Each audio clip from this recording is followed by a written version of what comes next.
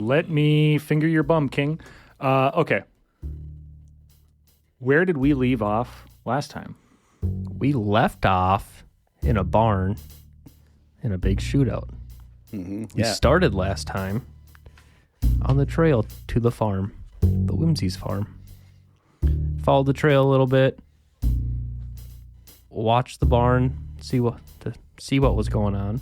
Where we ended the previous one at where we tied up our buddy. Yep. Not our buddy, but, Our buddy. Yeah. Yeah. Yeah. We encroached on the farm.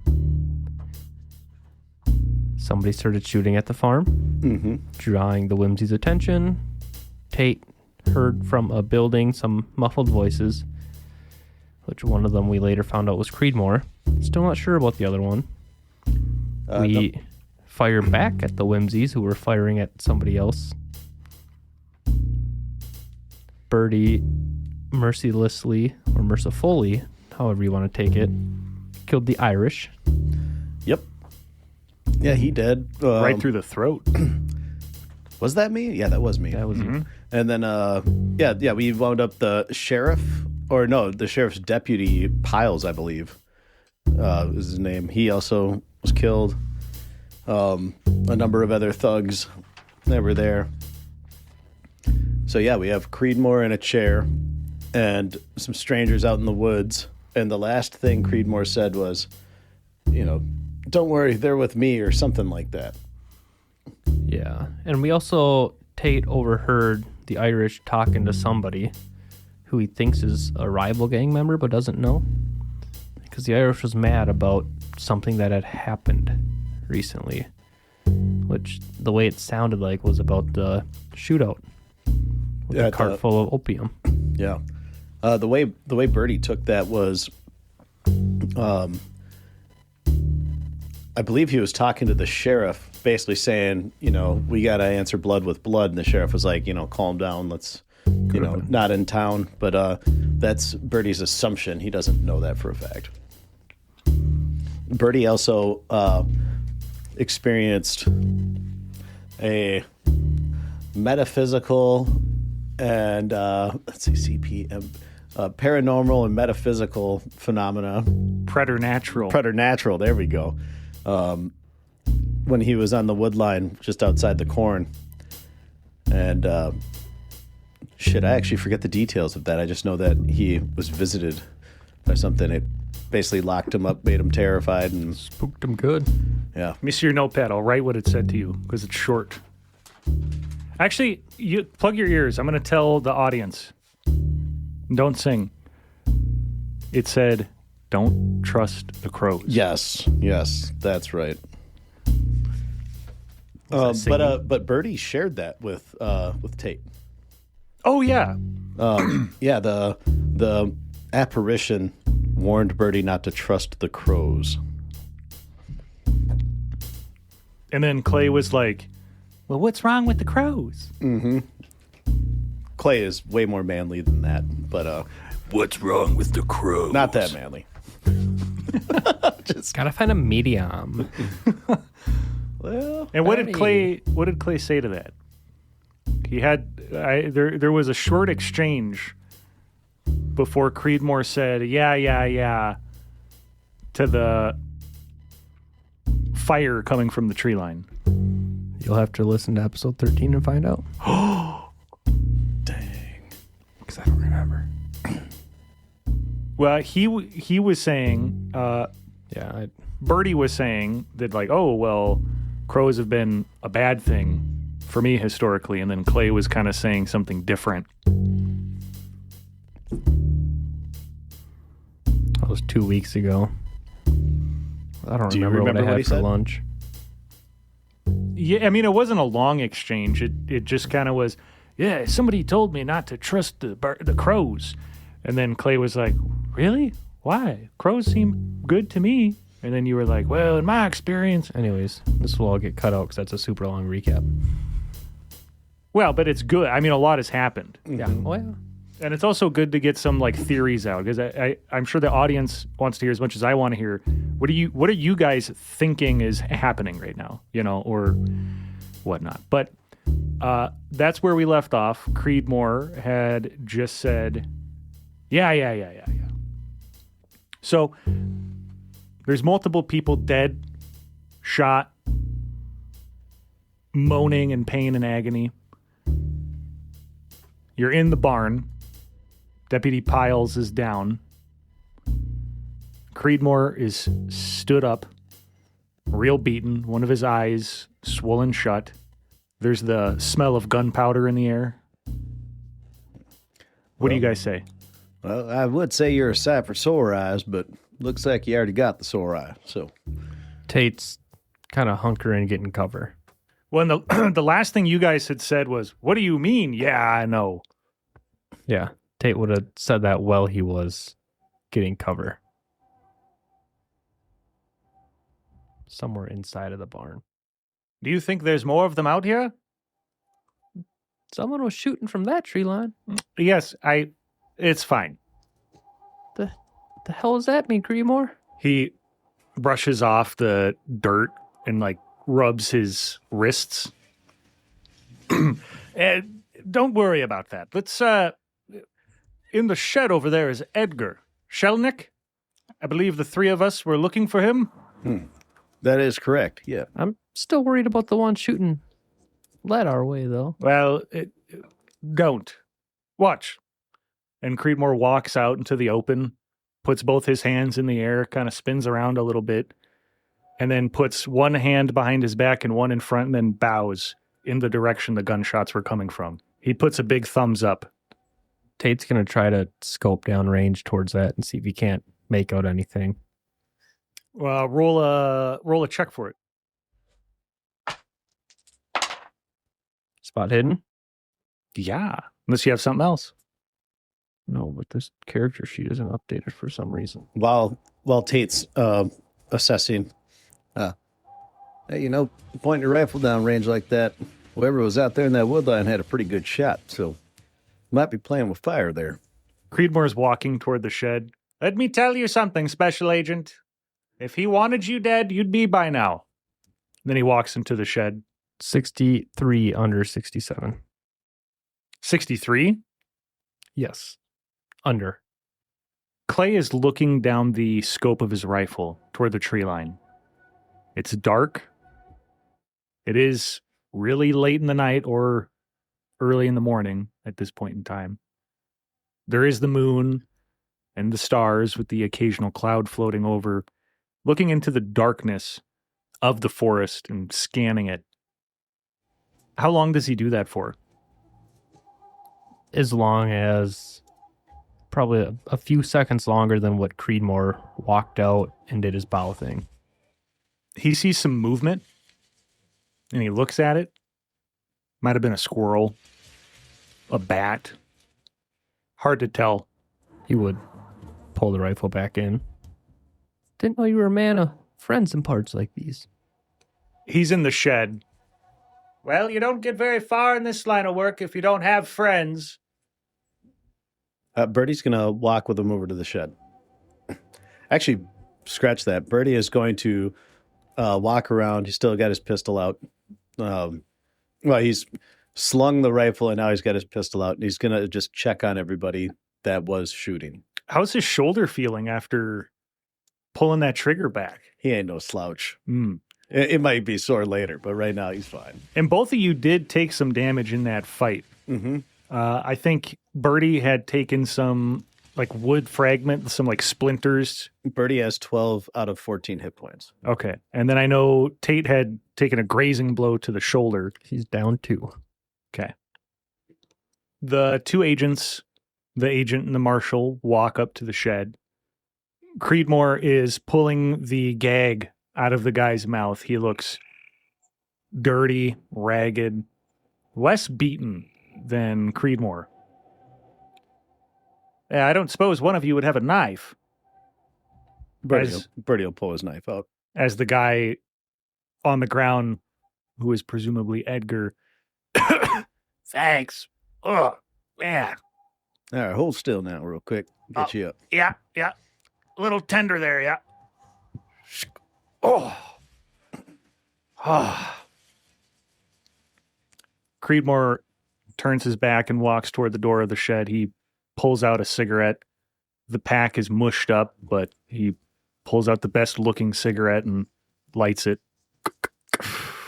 During that interaction, Tate would have been doing a little bit of first aid on himself. Putting some dirt in that thing. Literally, because he rolled a 94 over 62. You grab some horsehair. Yeah, he's just like patting it with the already blood-soaked T-shirt from someone. While this is happening, the hogs, I'd mentioned last time there were hogs that were squealing at the pen. They've calmed down a bit. And as time goes on, they calm down more. Birdie is going to go and search the Irishman. Tate would search the deputy. Okay, you guys are leaving Edgar there in the shed? Birdie was with him. I wasn't. I guess Birdie's going to stick with it. Tate will search the 2 bodies in. Okay, roll a search check. And then we'll get back to that. Thanks for coming, guys. Well, turns out we were looking for you anyway. Oh, me? Why me? Word around the campfire is you got a good look at the Levain's house fire. Oh, pretty good look. Yeah. Mm-hmm. Yeah, we suspect that it was a cover for a kidnapping. Well, there was a kidnapping. I saw the family get taken out of the home, put into the back of a carriage. Yeah, it was. Yeah. Any idea who did it? Well, yeah, it was those weirdos from that town or that little community, whatever. Yeah. Yeah, and they just rolled up, kidnapped the whole family and set a house on fire, and nobody had nothing to say about it. I don't know. Maybe not, but that's what I saw middle of the night. So how do you know it was, I'm assuming you're talking about Sierraton, right? Whoa. Yeah. That's what people call it. Yep. What would you call it? Well, I guess that's what I'd call it too. All right. Birdie does have his notepad out and pencil. Okay. And you seem pretty sure that it was folks from Sierraton who did this. Care to expand on that? Well, they got a special look to them. I mean, you don't see a lot of that around town. I mean, and it's, yeah. That special look, if you could, I don't know, use a few more words on that. Well, Birdie's going to pull out his flask. He smacks his gobs a little bit. Maybe a little something to jog your memory. Oh, he grabs it real excitedly. He smells it. He raises his eyebrows and nods and then takes a nice drag off the flask. Birdie will hold his hand out for him to get it back. He takes one more big long drag and then hands it back. So anyway, they got a special look about them. How so? Well, you see them in the, they'll come through with caravans or whatever. Maybe not a caravan, but they come through and they trade. They like to trade for things and baubles and bits and and then they go and sometimes they all kind of dress the same, right? They wear these gray outfits. One of them, he was a real tall, dark skinned fella, and I'd seen him before around, with the other caravan with the trade. I hadn't seen him before. Is what I meant to say, but it stuck out, and yeah. All right, so folks with the carriage dressed in gray kidnapped the family and set the house on fire. That's what. Yeah. There was one of them wasn't dressed. He looked very normal. Yeah. Was that? And which one was that? I don't know. What do you mean? Which one? Was it the tall, dark-skinned fellow? No. It just was a younger fella. It was hard to tell the night. I'll be honest with you, I was hiding in the bushes. Why don't you tell them about the little visitor you had? Says Creedmoor. Visitor, huh? Yeah, there was a coyote came up, was sitting there looking real funny. It was real personable about it. I don't know. Coyote, you say? Didn't one of us see a coyote? There was a coyote referenced in Apollo's Cradle. That's right. Yep. But I don't think the characters saw it. No, that was narrator. Yes. All right, so you saw a coyote. Well, yeah, it was the weirdest, darndest thing. It came up and just sat next to me. It was looking at me, and there was something in those eyes, I tell you. And I'm a little dry. Could I get another sip of that? Birdie will kind of weigh its contents, take another sip, and then, all right, take it easy on it. I just a little dry is all. These Windsy folks don't like to water their folks. Mm-hmm. Well, we could probably find some water around here. Probably need to hydrate. That's sure. He hands back the flask. It's much lighter now. Mm-hmm. Okay, so Coyote came up and sat next to you. And yeah. And then you saw them. How many folks were taken out of that house, if you had to guess? Oh, man. Boy. He lifts up his hand and sticks out a finger, then 2 fingers, then 3, and then a 4th, but he's got like a question mark on his face, and he puts it down. I think, well, I saw 2, but it sounded like 3. Okay. And about how many of these gray-clad folks were involved in the kidnapping and fire? 6, 7. 6 or 7. Got it. Is there anything notable about the carriage they were put in? Well, there was something like green, like a glow, like they had a lantern made of green glass. I don't know, from the inside. It was bright enough for, was it bright enough to illuminate folks' faces? Was it like having a torch, just but green? I mean, not that well.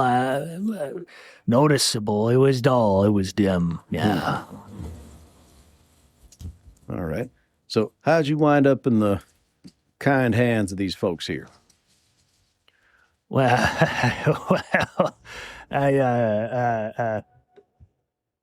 he owed them, Creedmoor pipes in, he owed them a lot of money, so he went to Answorth. There he was hiding. I found him, and the sheriff popped in on us. We were at one of their bars, similar to Clifford's, just run by the gang over there. So Sheriff walks in, says he wants to talk to us. Well, I wanted to talk to him, too. Before I know it, I was gagged, tied up, and thrown at the back of his horse. See, a fellow was short behind me, and we wound up here. Sheriff subdued both of you by himself? Well, one at a time. And it was the sheriff, or was it the deputy over there? Oh, my apologies. The deputy. Okay. Deputy Piles over there. All right. So that right there tells us that at least Deputy Piles, if not the entire, department, sheriff's department up here is in cahoots with, either the Wensies, definitely the Wensies. And who knows if they have any relations with the folks at Sierra. Well, I'll tell you this much. Well, I'll say this. First of all, I want to remind you of our previous agreement. Quid pro quo. That's right. The sheriff's department, or this deputy, for sure this deputy, obviously, and he gestures toward the corpse, are in cahoots with the Winsies, and the Claw Dregs, for that matter. I got the impression that he was trying to broker some kind of a peace agreement between the two, or a ceasefire of some kind. Our dear friend Edgar down there was a token of goodwill, something like that. I'll also add, Shelnick down there just mentioned a green glow. That carriage that just left, we saw a chest opened up by one of the Winsies. The inside of it glowed a little green, too. Best of your knowledge, is that chest here now, or is it still on that carriage? I'm not sure. Hey, Tate. Meanwhile, we're going to rewind about, a minute or whatever. Tate goes up to... Actually, I got to take a piss. Yeah, go. Go piss, King. You're all mine now, boy. Yeah, fuck that Dubois guy. Nightmare, nightmare, nightmare. Milk steak. Hocus pocus. Little green ghouls. Tate goes up to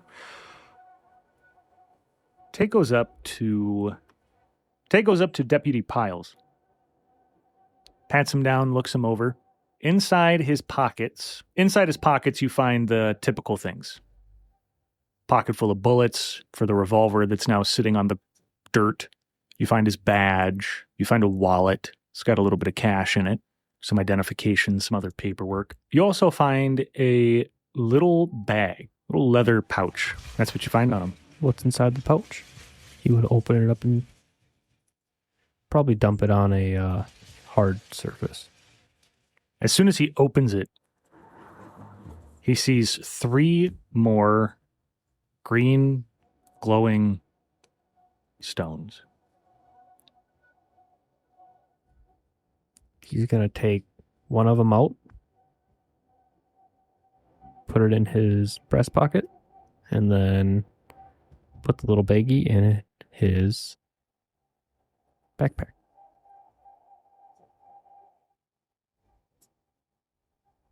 Okay. And move on to the Irish. Going over to the Irishman. He pats him down.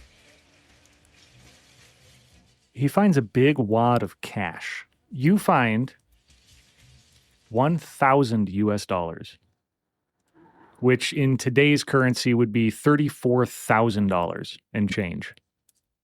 Is that all? Also ammunition.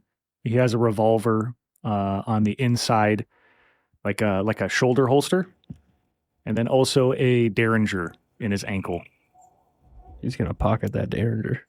as well as a wallet with also a little bit of cash, or rather a billfold. He's got a billfold with a little bit of cash.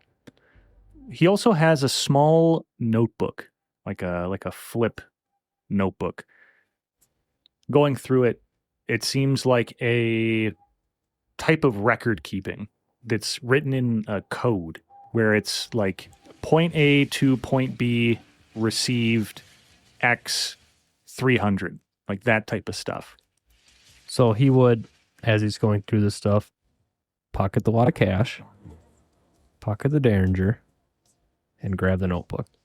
Okay.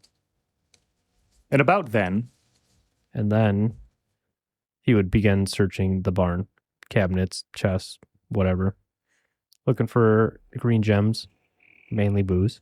was Birdie was trying to get his attention, no? Hey, Tate. Birdie! Hey, poke around in there if you haven't yet. Keep an eye out for a chest of some kind. It sounds like there might be some of them more of them green gems in there. Funny you say that. You And poking around right now? You hear a few cabinet doors or random stuff like open and close. And yeah, Mr. Clay Tate is poking around the barn. Mr. Who? Tate Clay. Did he just do it? Did he do it Oh, yeah, himself? he did. On purpose. Oh, I'm gonna start doing it to fuck with everyone. Oh. Cut that, Chad. Clip that. He said he's doing it on Dolphin. Porpoise? Okay, what are you guys doing? I just told you what I'm doing. I got it. Okay. And then Birdie, what's Birdie doing? Well, tell you what, you guys maybe hang around a bit. I want to go check out the farmhouse over here. See if there's. Well, hey, we don't know if there's any lingerers in there, so I actually wouldn't mind somebody. Just keep an ear out. All right, you hear some shooting or something, help me out. And Birdie's gonna go to the farmhouse. Creedmoor is going to walk up to the sheriff's body, or the deputy's body, the sheriff's deputy body, and grab the revolver off the ground. He pops open the cylinder. He has to kind of play with it a little bit before he, figures out which button to depress. Cracks it, takes out the few empty casings. Clay, good man, was there rounds in his pocket? Left pant. He pats down the pants, reaches in, grabs all the bullets. A couple fall on the ground. He fills in what he emptied in the cylinder, closes it. You didn't lie about learning, did you? Doing my best. He pockets the revolver and then goes after Birdie. Damn. So You throw like a girl. So Birdie's going up to the front door. He's just kind of, putting an ear near it. That cart left, right? Yeah. It left before the shooting started.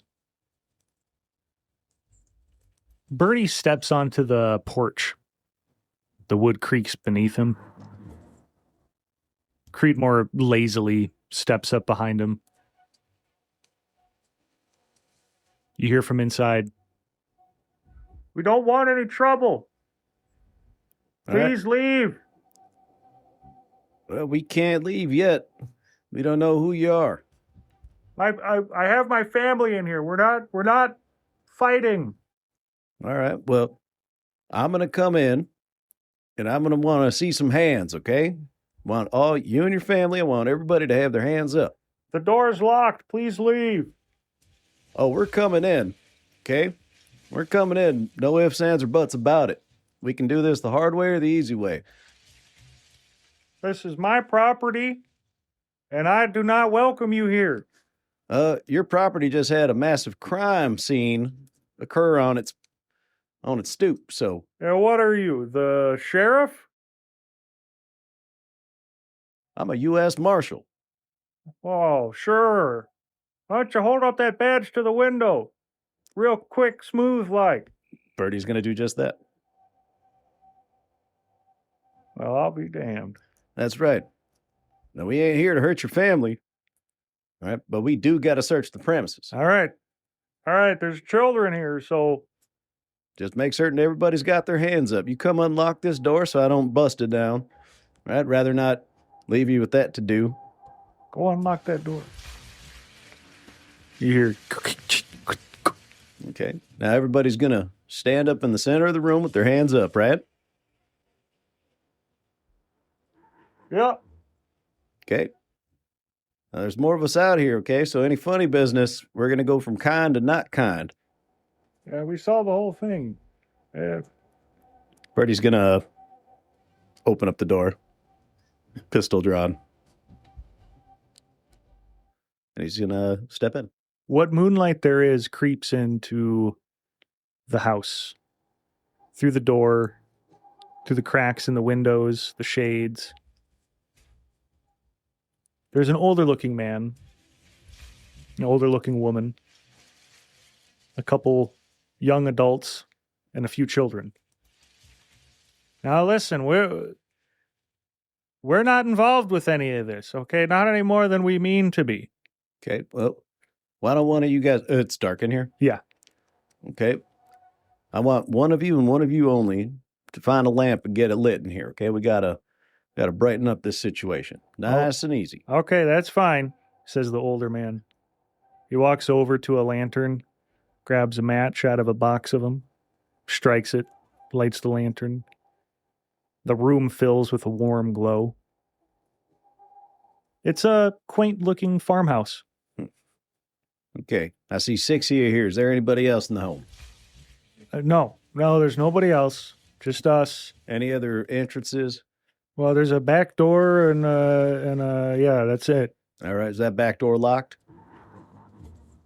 He looks over at his family, and then the family all looks at each other. And then he looks back at Birdie and says, probably. Okay, is Creedmoor in the room with me? He's standing in the doorway. Creedmoor, Yes. I want you to come on in here and just keep an eye on these nice folks, okay?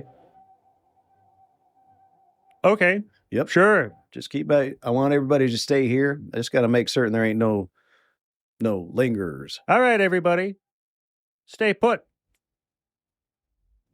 Birdie is gonna search the rest of the house. Roll a spot hidden check. That is a 2. Under 73. Birdie goes through the rest of the house. And it's a pretty clean home. There's a decent number of rooms, seems like a 5-bedroom type of place.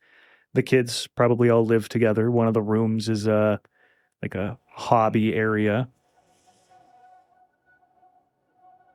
He doesn't find anything that sticks out. Inside of one of the dresser drawers in what he would assume is the homeowner's, the master bedroom, so to speak, he finds a nice pile of cash, shotgun, pistol, clothes, some books, but nothing particularly stands out. Yeah, Birdie's going to leave everything as is. And he's going to head back down to the main living room. All right. This place is clear. So I need to hear it from you. What's going on? They needed a place to, I don't know, come and do business out of the town. They threatened us, offered us a little cash. We figured we'd take the dollar bills instead of the bullets. All right. How long has this been going on, if you had to guess? 2 years. Okay. 2 years, and like clockwork, it's been pretty uneventful. I'd say. Okay. Until tonight, obviously. Yeah. All right. Well, given that situation, I probably would have done the same. So, no harm, no foul. We're going to get off your property just as soon as we can. Okay. I would highly suggest you keep the little ones in here until you can take care of some of the issues outside. Sure. If you catch my drift. It ain't a place for youngins out there. Meanwhile, what's Tate doing? Well, he was looking through the entirety of the barn. Would you roll? 36 under 67.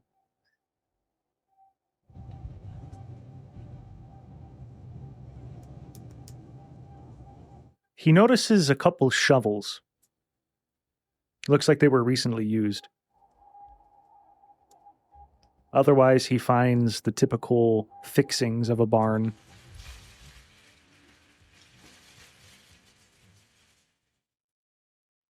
Do the recently used shovels seem like they have manure on them? No. Seems like dirt. Yeah, like you know how when you use a shovel on some wet dirt, the dirt sticks to it? Yeah. And then if you set it down somewhere, the dirt dries a little bit? Yep. This is still clearly wet dirt Okay. on these shovels. Well, it could be taking care of the pigs. Right. And it's obvious that it's not. He sticks his finger in it and tastes it. It does not taste like pig manure. And he would know what pig manure tastes like. Is there a lantern in here? Yeah. There's a couple that are burning. He wants to grab a lantern and try to search around the property a bit for, probably extra muddy tracks. If somebody was digging slightly wet dirt, they would leave behind clumps that their boot picked up and try to find a spot. Roll a track. And roll it well.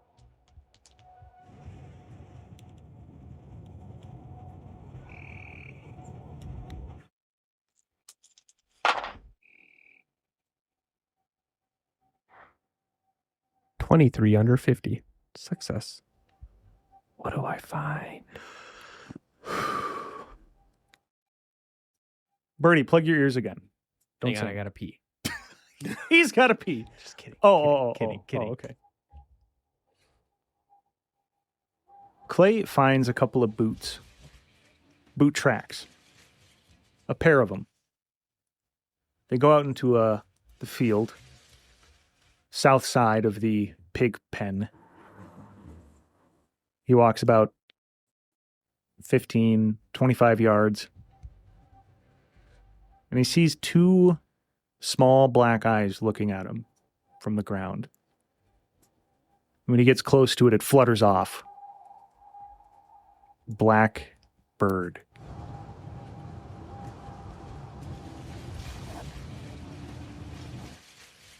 Right there, he finds it. Some freshly turned soil. He'll kind of shake his head and be like, I just can't tell. That's not how he sounds. I just can't tell.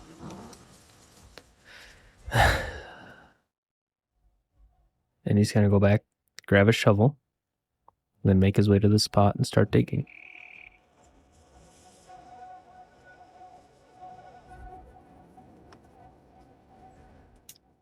I'd say about that time, Birdie gets done with the family.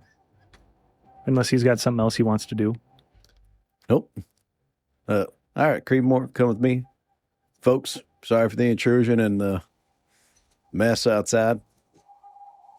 But I guess you can take it from me, they had it coming. They nod. The two leave. All right, Creedmoor. Let's go see where Edgar and Tate have gone off to. Edgar's kicking dirt near the barn in the shed. You see him near a body. He's kind of picking at the pockets. Edgar. He drops something into the dirt. Ah! I don't care about that. Oh, okay. What I want He you- reaches back down and grabs it, stuffs it in his pocket. What I want you to do is earn it, though. Oh. I'm just Well, going to yeah. size him up again. Does he look like he was beaten or just... Not that bad. Not really. I mean, he looks roughed up, but not beaten. Not the same way Creedmoor is. Creedmoor looks like he took a wallop. Yeah. All right. Edgar, what I want you to do here is I want you to gather up all these bodies. Just put them in a pile wherever you can, wherever's closest and neatest. Just gather them all up. Just drag them. He looks around. What? Well, okay, yeah, that's fine. You did save my life. Yep.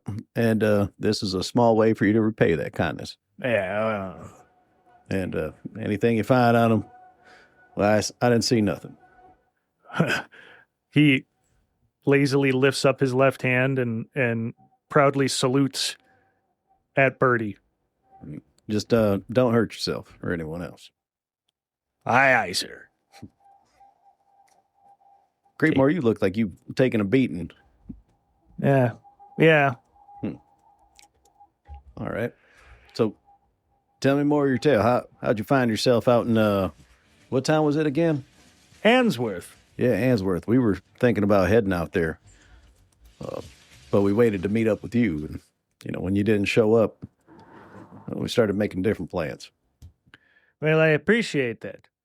My assumption was that, well, that one over there would be somewhere in that town. Either he left the area altogether or he would have gone there, and I figured quicker to check there than anywhere else. Yeah, definitely. Yeah, we were chatting with his buddy, the host at the... Reginald. Yeah, Reginald at the libations. He told us that Edgar might be a good place to start, so... Yes, Reginald's a good man. He was a bit close-lipped when I talked to him. Doesn't seem to like the press. Yeah, well, I think he has trust issues. Yeah, that makes sense. Okay, so what have you figured out so far? Well, Edgar and Reginald were pretty good friends. He looks over toward Edgar, making sure he's further away. And Clay is digging right now. Correct. Well, I don't know if Birdie even knows where Tate is. Well, it's a quiet night. I'm sure he could hear the shovel going. You know what I mean? Depends how far away he is, but... Yeah, I mean, digging a hole ain't exactly quiet. Yeah. It's not as loud as you'd think, though. I feel like it would, if he's... And if you and me were at some farm in the middle of the night, and you walked into a building, came out, and I was gone, and all you heard is a shovel in the distance, you'd be like, what the fuck? Birdie knows Tate well enough to know that his inquisitive mind almost certainly is digging up some shit. Okay, so Creedmoor looks around after you ask your question. Do you hear somebody digging something? Is that your partner? Well, dollars to donuts? Yes. Tate, Yeah, Birdie. that you with the shovel? No, it's the other guy we found out here. All right, yeah, it's him. What did you find? A shovel? Yeah. He'll come around. Well, I found Edgar. He told me everything he told you. And do you remember when we were in the mountains, the Appalachians? Hard to forget. I remember there was mention of a Divisio something or other. Yes. Well, I have reason to believe the sheriff's department is in on it. Really? Okay, so Vizio was into some less than pleasant stuff out there in the mountains, there at Apollo's Cradle.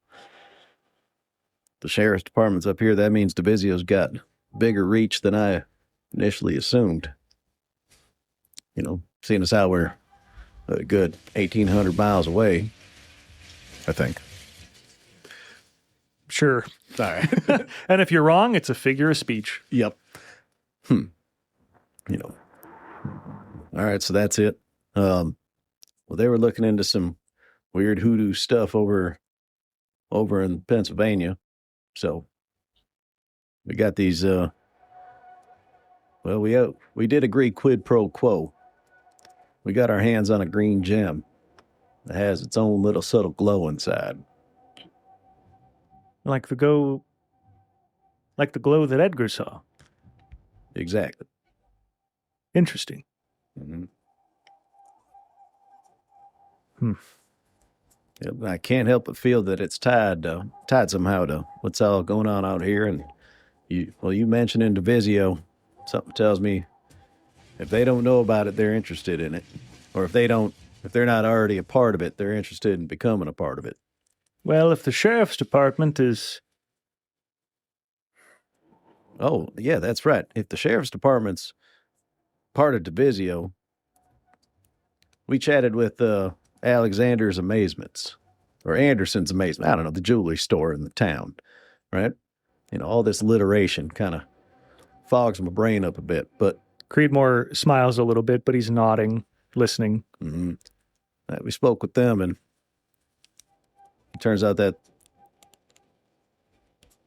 the Winsies would bring them green glowing gems about every 3 months or so, and then the sheriff or one of them deputies would swing by and buy them all. That's interesting.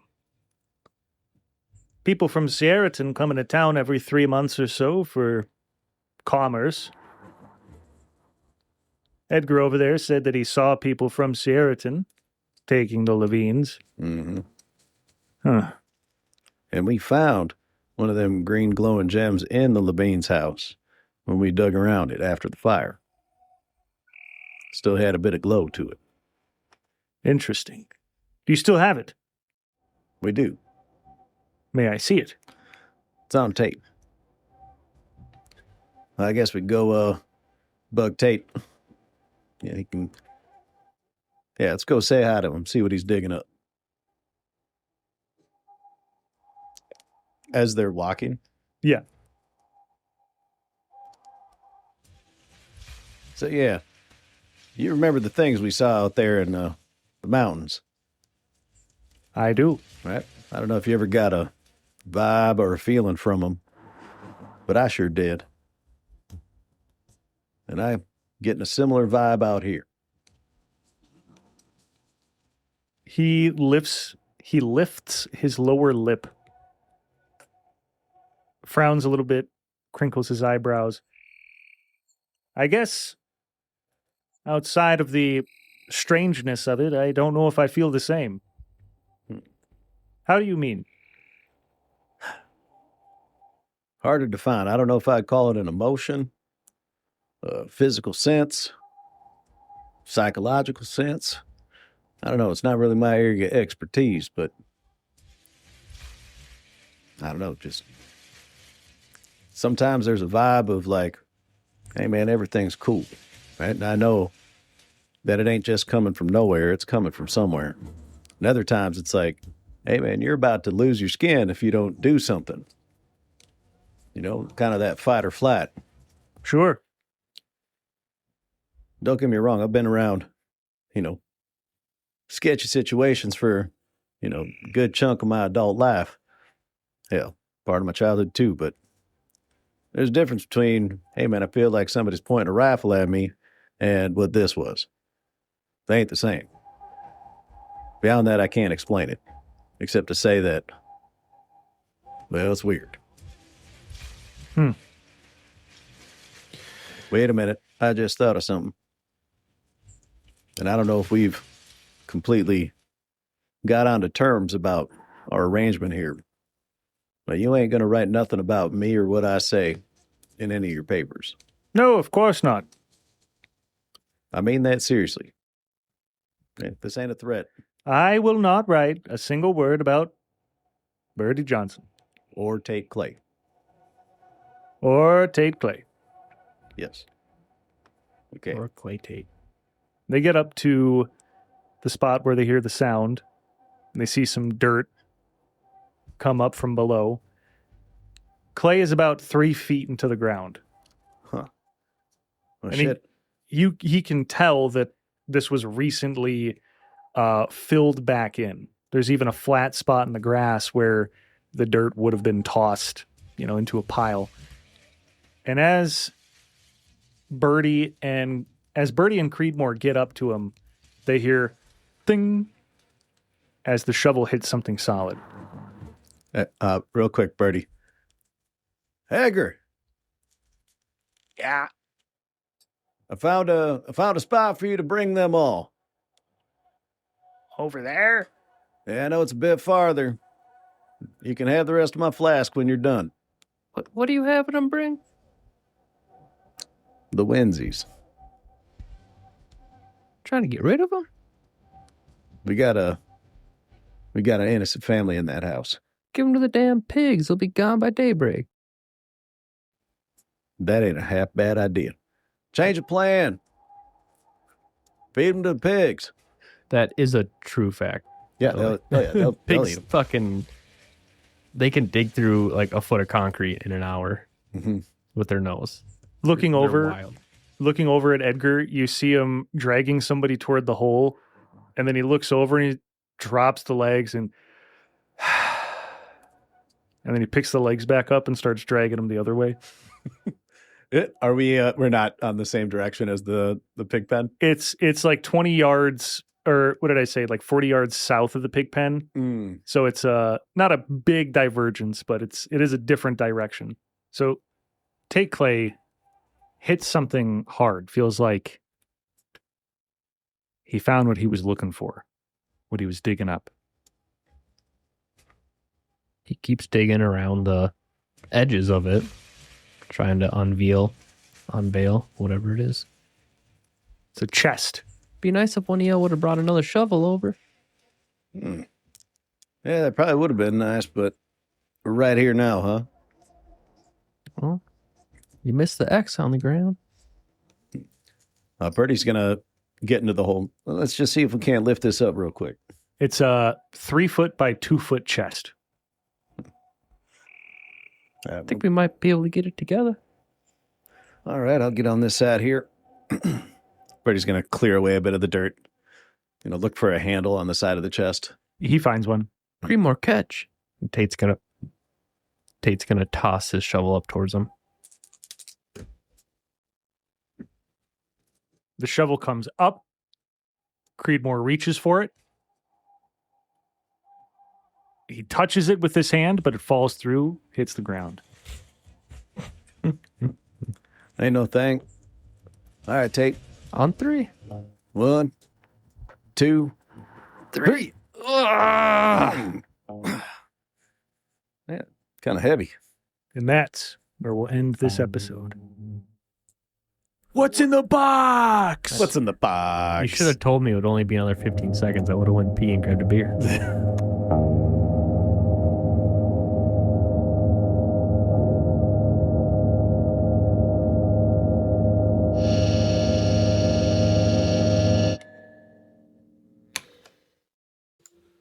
Hello, it's me, your boy, Cody Zenner, coming at you with another post-show.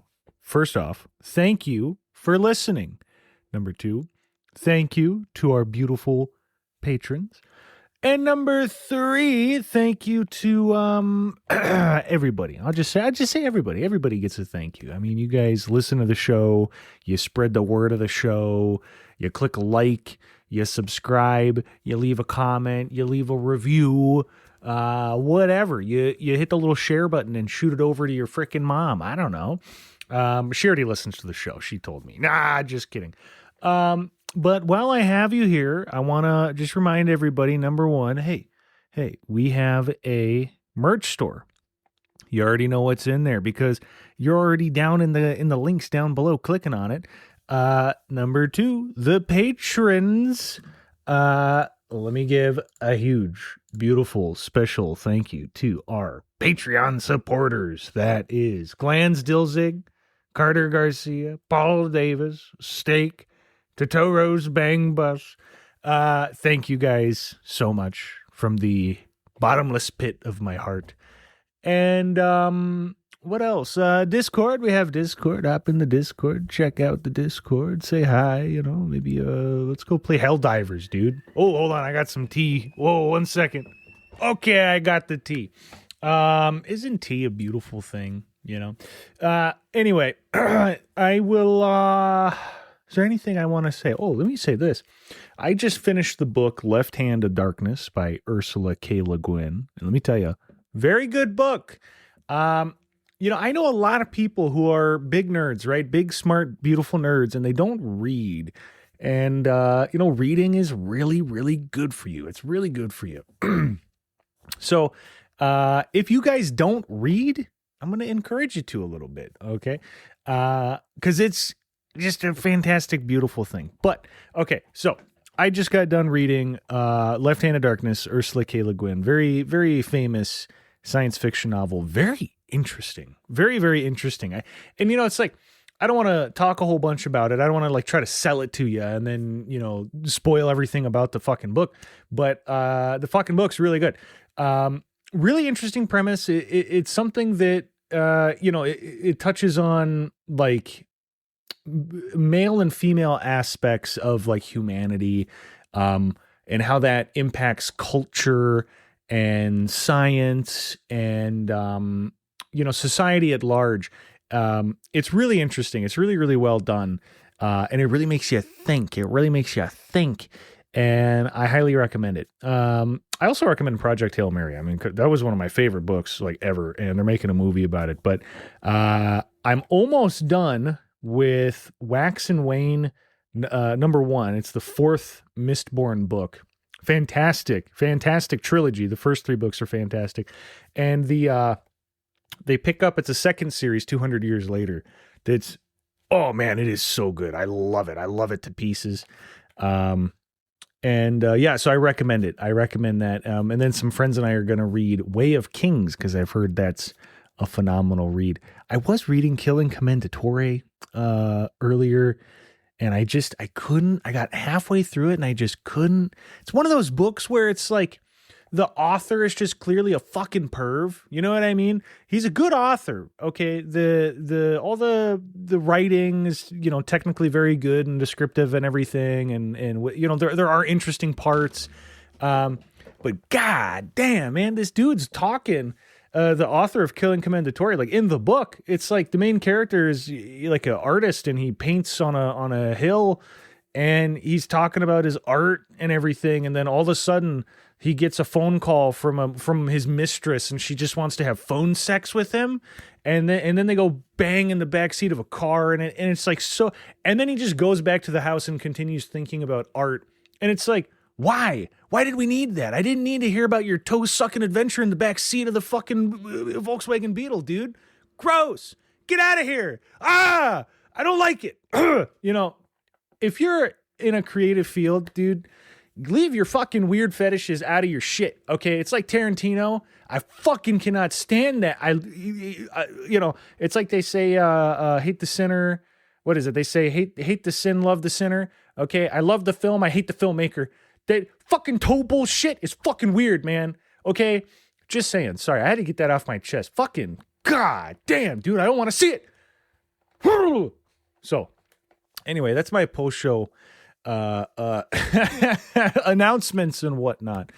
Don't include your fucking weird fetishes in your thing. Read some good books. Check out the Discord and the Patreon and the merch store, and maybe pick up a shirt and check out the Patreon. I got a big bloopers reel dropping pretty soon here. So hopefully everybody will enjoy the big bloopers reel. And I will leave it at that. I'll talk to you guys later. Bye.